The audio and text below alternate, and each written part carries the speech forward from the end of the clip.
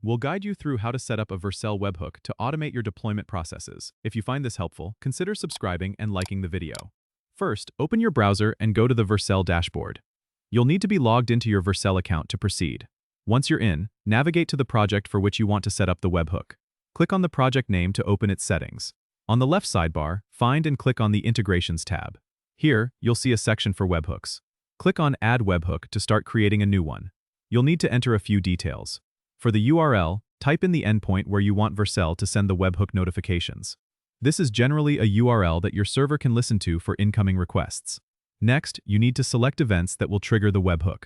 Most common choices include deployment succeeded or deployment failed, depending on what you want to monitor. Once you've configured the events, you might see an option to add a secret. This is an optional step, but highly recommended for security. Enter a secret key here that you'll also use on your server to verify the authenticity of incoming requests from Vercel. After filling in all the details, click Save Webhook to complete the setup. A tip here is to test your webhook to ensure it's working correctly. You can do this by triggering a deployment in your Vercel project and checking if your server receives the expected notification. This setup allows you to automate workflows and get real-time updates on your deployments, making your development process more efficient. Don't forget to subscribe and comment if this helped you out.